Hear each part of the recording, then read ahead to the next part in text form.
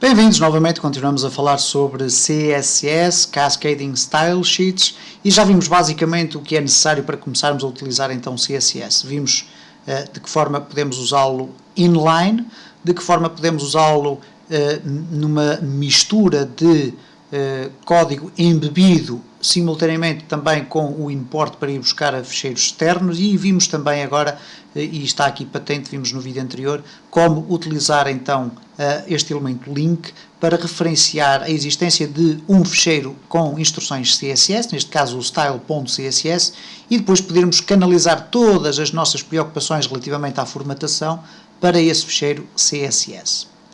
Neste vídeo vamos falar muito rapidamente sobre a sintaxe do CSS, e nós já vimos aqui que basicamente o CSS é constituído por este tipo de sintaxe, ok?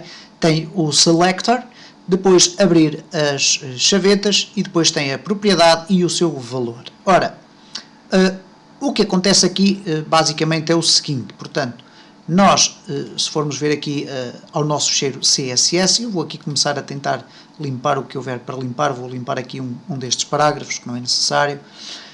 O que acontece aqui basicamente é que nós utilizamos então o selector, depois colocamos a abertura e o fecho da chaveta, e dentro da abertura e fecho da chaveta, portanto dentro deste bloco, é que nós vamos definir as propriedades e os respectivos valores. Para definirmos as propriedades temos que utilizar os seus nomes, e depois vamos explorar mais detalhadamente cada uma das propriedades que podem ser usadas, e depois, logo imediatamente a seguir ao nome da propriedade, colocamos dois pontos e definimos o seu valor. Ora, em termos de formatação, há aqui um aspecto que é importante ter em conta, que é o seguinte: o último elemento da tag, vamos imaginar que, por exemplo, eu vou tirar aqui o font size e que nós tínhamos aqui uma tag P, neste caso não é uma tag, mas sim um selector P, tem apenas uma propriedade e um valor. Eu posso simplesmente eliminar aqui o ponto e vírgula, uma vez que se trata apenas de uma implementação e, por sinal, é também simultaneamente a última. Se eu agora gravar, e se eu tiver aqui então um texto P, reparem que eu vou aqui refrescar e tudo isto é válido. Ora, eu acho que tenho aqui, porque é que me estão a aparecer dois parágrafos? Ok, é porque eu não gravei aqui, ok, tudo muito bem, agora sim, reparem. Portanto, este é o texto, é um parágrafo, ok? E ele foi influenciado então por este seletor que aqui está. Vamos lhe chamar seletores, não sei se posso, mas vou dizer que sim. Passa a ser o seletor. Então o selector P com color igual a blank, ok? Ou black, perdão. E eu então não coloquei aqui o ponto e vírgula. O ponto e vírgula serve exatamente para eu poder separar diferentes propriedades, ok?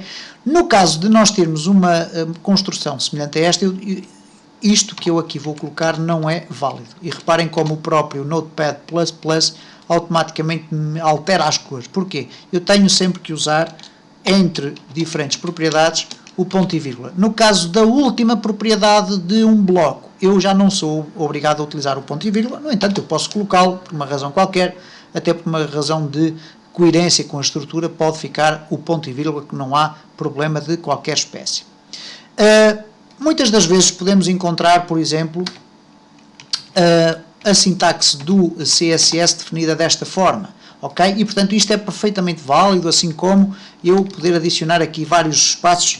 Nada disto terá qualquer implicação na forma como o meu documento é formatado a partir do CSS, e portanto existe aqui muita margem de manobra para nós podermos formatar o ficheiro CSS à nossa maneira, ok? Da mesma forma que eu tenho aqui o P e depois alinhado assim, eu poderia colocar aqui todas as propriedades seguintes, e portanto, por exemplo, font size,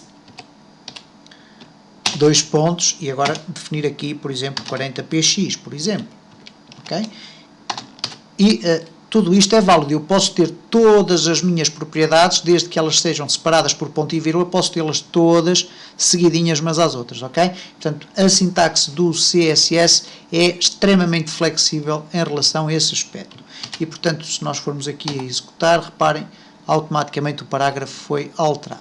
Portanto, basicamente não há muito mais a dizer em relação à própria sintaxe do CSS. Iremos ver depois casos concretos. Eu vou dar um exemplo neste momento. Vamos imaginar que aqui na nossa página, nós tínhamos aqui um parágrafo e tínhamos também, por exemplo, um título H1, ok?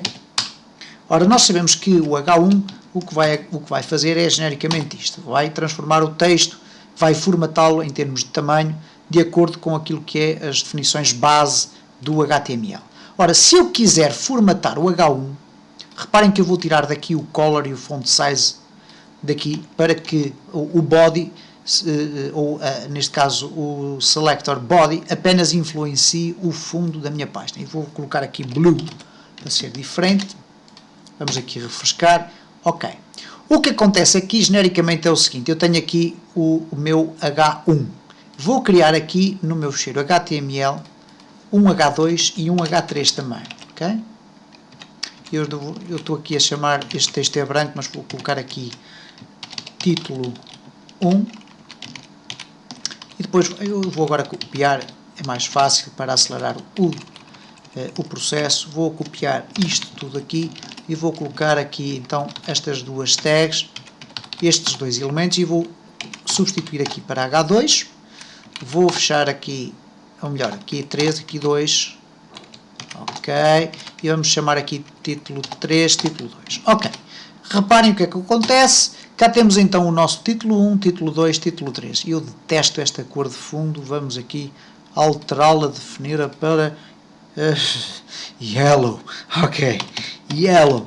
Vamos ficar com o fundo vermelho, vermelho não, perdão, amarelo, ok, muito mais visível. Ora, o que acontece agora é o seguinte, imaginem que eu queria alterar as cores todas destes elementos, neste caso apenas dos títulos, ok? Deixar que o parágrafo mantivesse esta cor. Bom, eu podia fazê-lo de diversas formas, podia especificar objetivamente tudo isto no meu ficheiro CSS, mas eu vou fazer propositadamente o seguinte, vou retirar daqui esta tag P e vou dizer aqui no body que eu quero que o color por defeito, isto é, por defeito todas as cores, toda a cor das letras seja black, ok? Reparem que, estamos aqui a carregar nas teclas erradas, reparem, eu vou refrescar e automaticamente o meu parágrafo deixou de estar formatado com o CSS e passou a ter então este aspecto do texto normal. Agora, eu quero no entanto alterar as cores destes três títulos. Dir-me-ão assim, bom, então é muito simples, bastaria criar aqui então H1, abrir e depois color, por exemplo, red. Eu vou tirar dali, ok, e reparem o que é que vai acontecer, o título 1 vai passar a ficar vermelho. Eu posso, no entanto, fazer um agrupamento para evitar que eu tenha agora que fazer qualquer coisa como isto. H2, H3. Reparem que isto é possível e reparem que vai ter então o seu resultado. No entanto, eu posso pura e simplesmente fazer isto. Vou eliminar tudo isto e vou colocar aqui H1, H2, H3.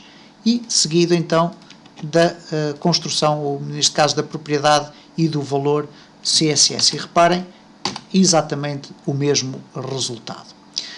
E no próximo vídeo iremos continuar a ver cada vez de forma mais aprofundada o CSS.